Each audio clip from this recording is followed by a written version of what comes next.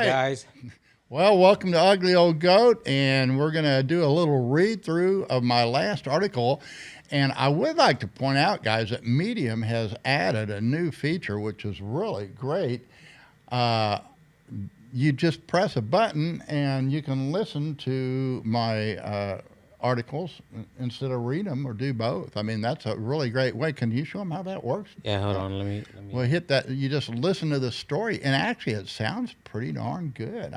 I'm just amazed at the technology. All right. And so there you go, guys. Bitcoin sucks as cash and is a lousy store of value. Ugly old goat. 4 days ago, middle. 9 minutes read. Bitcoin remains a prudent speculation. My heretical views of Bitcoin remain unchanged. It sucks as cash and is a lousy store of value.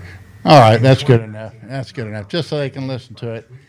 But guys, it's kind of a new feature that I really like on Medium. I wish Medium would. There's a lot of publishers on Medium. I hope the next thing they do is allow me to syndicate things, because these articles are for everyone.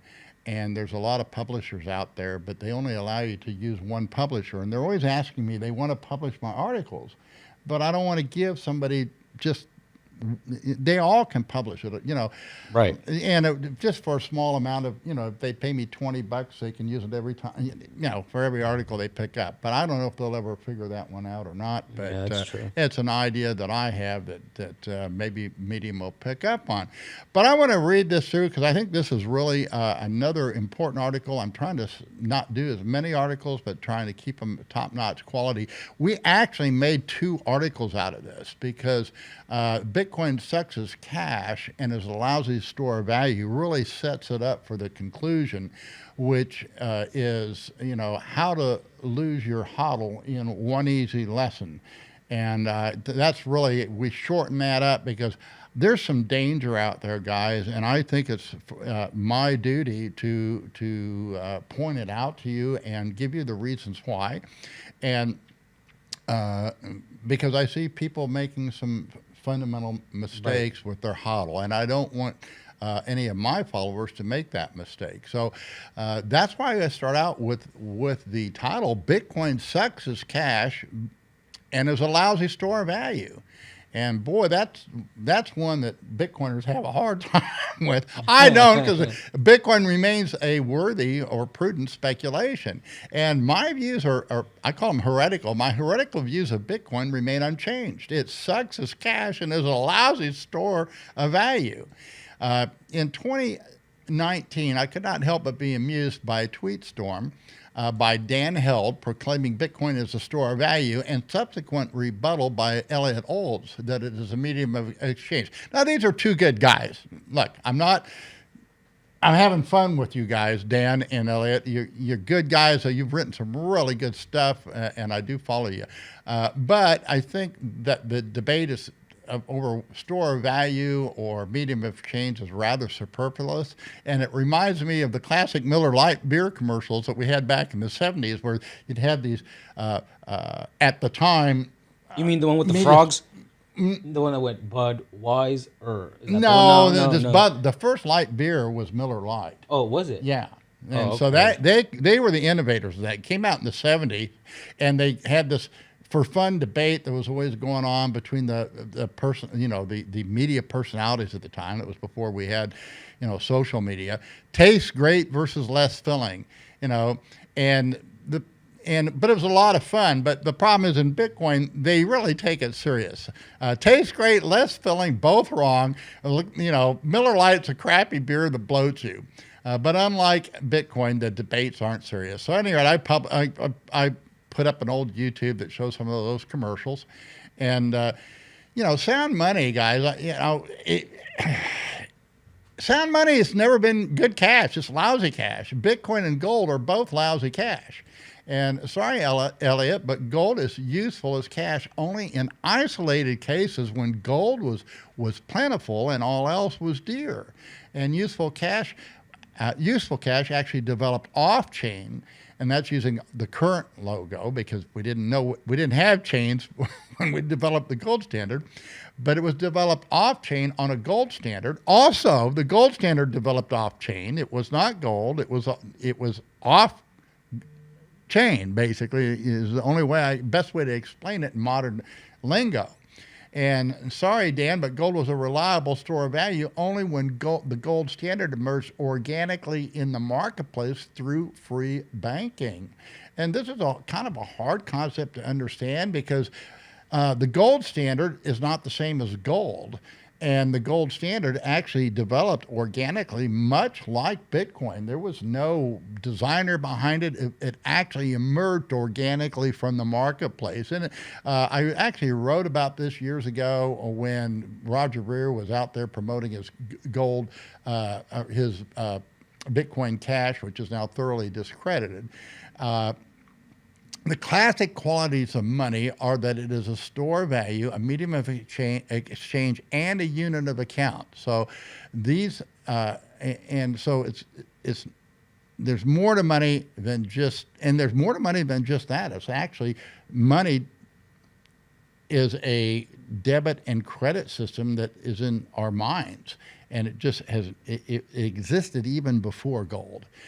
These were sought after qualities for 5,000 years and were achieved to various degrees in different times and eras.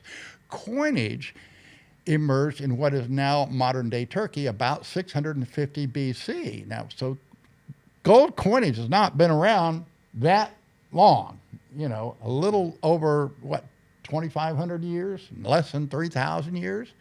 And it was originally that was developed by merchants to facilitate peaceful exchanges of goods and services within and between an expanding number of groups, and later adopted by sovereigns or kings. And that originated the concept of seigniorage, which is kind of the right of the sovereign to coin the money. And long before the emergence of coinage, money existed. Long before the emergence of coinage, money existed. So before coinage, you still had money, okay?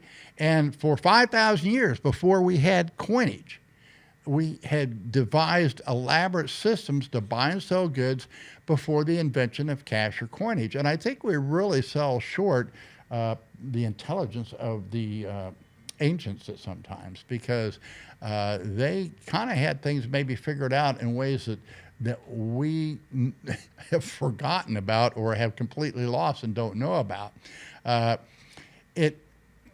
This money did not emerge from the mythical idea of barter, but as a credit and debit system in the minds of men. If you look at barter, it's a construct that economists have developed since Adam Smith to explain how money evolved. But there's really never been a real barter system. Barter does not work, and they use it as a teaching example that's really has never really had any hard evidence that it ever really existed. It doesn't mean that you don't, I mean, except in very limited ways. Nor did money arise from any commodity, but from the need for accounting for debits and credits. And so people actually, they would keep this in their own minds. And that's how cooperation and peaceful exchanges happen. It's largely ignored since the development of modern economics by Adam Smith and his classic, The Wealth of Nations. And if you want to, I've put some links on this if you want to kind of hear about the anthropology of money, but the myth of barter was actually created by economists to more easily explain the emergence of money, largely ignoring the time-tested ancient and medieval developments of accounting for debits and credits. And here's a great audio from called The Characteristics of Money. And I would recommend that you, we're not going to listen to it now, but it's there, guys. There's a lot of, all these links are worth pursuing. My point is that money should be defined as any system of debits and credits used over time, which is far more inclusive than modern economics allows. And I would recommend there's the history of money from the viewpoint of anthropology rather than an economist. I do recommend David Graeber's Debt, the First 5,000 Years, because it actually explains from an anthropology point of view, what kind of money and how it existed in the minds of men before we had coinage. And then the next subtitle here is Bitcoin crony capitalism. And the emergence of Bitcoin crony capitalism in 2021 is akin to the sound money movement shooting itself in the foot. Now, a lot of people don't like that term that I'm using, but it is an accurate term, guys. Once we have decided to make Bitcoin legal tender, we have really transcended Bitcoin from the realm of purely economic phenomena emerging from the marketplace. Has now become a political model. And it's a sad state of affairs that the primary banks for Bitcoin are trading exchanges right now. I mean, you can trade Bitcoin, you can purchase and sell it. Exchanges operate as efficient on-off ramps. And I use them. I'm changing my thinking completely, though. I may just stop all legacy operations completely, just to set an example, but we'll see where we go from here. I'm changing my thinking about things radically when I see things that are emerging now in the markets. The weakness of the exchanges is that the emphasis is not to develop Bitcoin as a financial asset to collateralize newly created wealth offered in the marketplace, which is what sound banking did, but it's primarily to speculate on shitcoins and other unsound alternatives like DeFi's or NFTs, and also even Bitcoin. I mean, the whole thing is it's a way to leverage your Bitcoin. While in the past there have been very real risks dealing with unregulated exchanges, in 2021 the risk has shifted to a systemic risk that is inherent to regulated legacy exchanges. The adage, not your keys, not your Bitcoin, has been shifted from the exchanges to the legacy system itself. And guys, this is really pretty important. Like years ago, I got into Bitcoin at 2013, but those 70 from 2013 to at least through 2019, the real risk was on the exchanges. Now, the sound exchanges survived and did just fine, but we had a lot of exchanges where, I lost more Bitcoin than my hodl has ever been, just because I was trading on exchanges that could not be trusted. I don't, with the regulated exchanges, that's not the risk anymore. But there is actually a bigger risk. It's a long-term risk. But because your Bitcoin is no longer because it's part of the legacy system, the risk has been shifted from confiscation by the service provider, by the government itself, or the entity, the state, which is granting the special privilege to conduct the business. And so this is where the risk is. The risk is now for people that on ETFs or anything that's in your retirement account, anything on a legacy system, when push comes to shove, your Bitcoin can be seized. So there's three canards that emerged in 2021. And the first one is that this institutional participation in the legacy system, Bitcoin legacy system, that's a good thing. And I just not clear at all that it is. It's not really a good thing. It's very counter to what Bitcoin is all about. And the second is the declaration of Bitcoin as legal tender. Now, I've outlined this in my other article on Bitcoin crony capitalism, and I get it. However, the problem is, by declaring it as legal tender, there's a fundamental shift now from Bitcoin being purely an economic safeguard to being a political football. And third is the regulatory approval of ETFs, because this makes it real convenient for people to speculate on it, but this is not sound banking anymore. Okay, maybe you're not speculating on NFTs or what's the DeFi's, but the encouragement is let's speculate on Bitcoin itself. And I get it. I understand that, but there's some really big dangers on it. So those are three things that I think are widely held false beliefs. That's what a canard is. And they're not necessarily favorable to Bitcoin in the long run. And in this same period of time, exchange innovations that emerged in a truly free market threaten the very existence of regulated legacy exchanges, leading to civil and criminal prosecutions for those who refuse to comply. And most notably, that's the Bitcoin 4 and Arthur Hayes and BitMEX. And also with the legacy exchange, and this was done through the commodity industry stacked regulators at the CFTC. All the regulators of the CFTC they're all former Chicago Mercantile Exchange members or clearing members, and this is really a government agency set up by the regulators themselves, and it's basically for their benefit. And of course, they were also persecuted through the enforcement arm of the central banks, through the Department of Justice. And so, these things are not necessarily good in the long run. In the short run, yeah, obviously, Bitcoin had its move this year because of the, quote,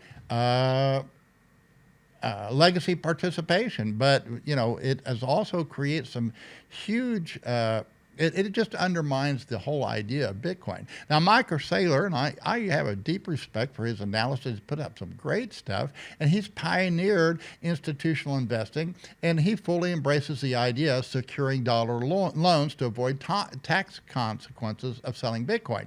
Now, he emphasizes, and this is really important, Michael Saylor emphasizes the terms of the loan are all important, and he has actually created his own loan terms through issuing bonds. This is not available to the general public. Okay, he's a very smart guy. He understands how the system works, and he's set it up accordingly. Can you scroll? Okay. However, a legacy participation also means the asset that legacy Bitcoin players are hodling, it's not Bitcoin. Okay. Rather, it is a hypothecation granted through government partnership by licensing, corporation, compliance, regulation, tax collections, tax favors, fiat money access, and other privileges that only legacy participation can provide in particular jurisdictions or nation states. This privilege is a means to an end. It is an edge unavailable with Bitcoin, except with legacy participation. And the bottom line is that legacy participants' first priority is to perpetuate their legacy partnership and privilege. And by definition, a legacy hodl is part of the legacy system. Legacy players will give up this legacy hodl to the prevailing authority in a heartbeat if it's to their advantage. And here's the problem, guys. And I do it too. I trade on exchanges. I'm radically thinking of changing the whole way I'm doing things because we need to change the system, and I'm not sure that we're really changing it. And I think Bitcoin's going to be tested. I think there's a huge test coming up. And like I say, if you play with the legacy players, they're ultimately going to follow the jurisdiction or the guns that they're living under. Not your keys, not your Bitcoin is applicable for Bitcoin held under regulation of legacy jurisdiction. And it marks a fundamental shift from Bitcoin as an independent entity, free from confiscation and regulation, to a commodity wrapped in regulation and easily seized by central powers while increasing fraudulent practices, which regulation is supposed to reduce, but it never accomplishes. Regulation never reduces the fraud. It just legitimizes new frauds. The first priority is to the grantor of the privilege. Okay, and the legacy regulated markets are free only within the chartered parameters granted by each jurisdiction, which means legacy Bitcoin hodls are ultimately used as a way to pay homage or tribute to those granting the power. And sadly, it is this same legacy privilege that Bitcoin legacy players now seek. Bitcoin legacy players seek Bitcoin legacy privilege. And it's just human nature. I'm not pointing fingers and not condemning everyone, but boy, we need to be careful where we're going. And while Michael Saylor is the most public legacy Bitcoin promoter, he is hardly alone. I have friends in the Bitcoin community who are also jumping on the bandwagon in the forms of ETFs, helping with the Roth and IRA products, as well as lending platforms. And so these are real things that are going on now. This is the trend. I can't stop it. I'm just telling you what's going on, and then you have to make your own decision. So casting aside the dangers, legacy development seems to be a step in the right direction. And it does. It appears to be in the right direction, but it falls short of what is needed to monetize new wealth being offered in the marketplace. So we still have this huge gap, and we're following. We're just making the same mistakes that I think that were made 140 years ago, and it's kind of worrisome.